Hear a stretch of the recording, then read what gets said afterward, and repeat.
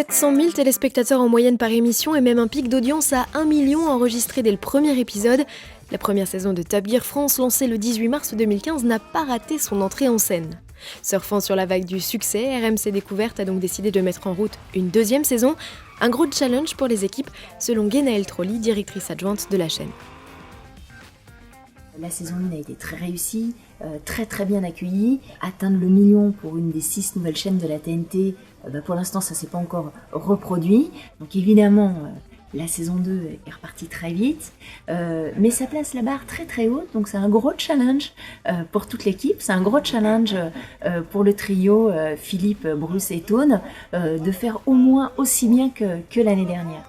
Pour rivaliser avec les défis de la saison 1 et créer des sujets 100% originaux, 6 mois de préparation auront été nécessaires pour les équipes éditoriales et techniques. À la clé, des sujets encore plus barges selon Jerry Lémergie, producteur de l'émission. L'avantage d'une saison 1 qui marche, c'est qu'en saison 2, il y a pas mal de gens qui vous passent un coup de fil en disant « J'ai une idée les gars, venez me voir, on peut faire un sujet sympa ». Et cette saison 2, on a passé clairement la seconde, voire la troisième. On est allé au 24 heures du Mans pour faire un sujet complètement barge avec une Porsche 918 Spider.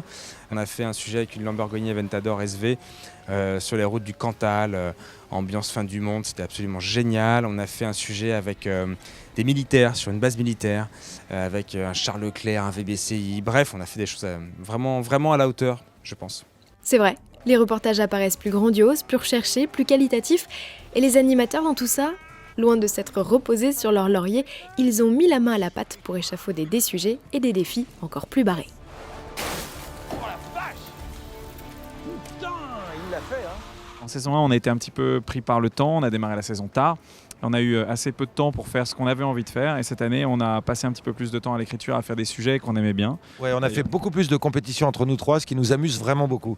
J'espère que ça va amuser autant le spectateur que nous, mais les défis qu'on se fait à trois, les courses, tout ça, on s'en est gavé là cette saison et ça nous a bien fait rire. Je commence à bien aimer cette voiture. Non, je déconne. Des tranches de franche rigolade, il n'y a pas que le trio d'animateurs qui s'en paye. Les invités aussi s'éclatent, et pas seulement sur le plateau. En piste, au volant de leur Dacia Sandero, et alors qu'ils doivent se surpasser pour exploser les chronos, la bonne ambiance est de mise. Fred participe plus qu'il ne veut gagner, c'est déjà pas mal. Mais moi ça me va très bien, j'ai pas de problème. Voilà. L'important c'est que je reste en vie. Exactement Fred. À tel point qu'à peine l'enregistrement terminé, Noum Diawara et Frédéric Shaw, les deux acteurs du film Qu'est-ce qu'on a fait au bon Dieu, en redemandaient déjà. J'ai pris beaucoup de plaisir et je referai ça avec grand plaisir. C'était génial, faut à refaire. Franchement, l'adrénaline, la conduite, la pression, c'était génial. Une émission qui fait des envieux. Vincent Lagaffe a confié au micro d'Autoplus qu'il aurait adoré co-animer le concept. À défaut d'avoir été retenu dans le trio d'animateurs, c'est en tant qu'invité qu'il est venu sur le plateau et a profité de l'occasion pour rencontrer le Stig. C'est vraiment l'émission que j'aurais aimé animer à côté de Philippe Lelouch. C'est mon rêve, c'est-à-dire que c'est tout mon univers. Moi, je suis avant tout, à la base, avant d'être animateur, avant d'être clown, mon premier métier, c'est mécanicien. Donc, comme je voulais vraiment participer à cette émission, on m'a téléphoné en me disant « Bonjour, c'est Top Gear, le Stig voudrait vous rencontrer ». Alors, j'ai dit « Présentez-moi ». On a fait une association de malfaiteurs et j'ai pris une leçon de conduite. Les prestations des invités seront révélées au fil des 8 émissions à compter du 6 janvier 2015 sur RMC Découverte. Une deuxième saison dont le global nous a plutôt emballé, même si certains points restent à améliorer. C'est le cas de certaines relances en plateau.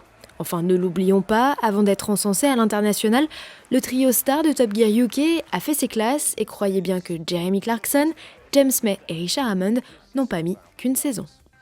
Nous, c'est notre version, c'est nos gars, c'est nos histoires, c'est nos voitures. Et on essaie d'être le plus original possible, en tout cas, pour que justement les gens se disent « Ok, là, en fait, il y a deux versions et les deux peuvent me procurer du plaisir. » C'est pas une voiture normale! Mais en fait, c'est une grosse claque.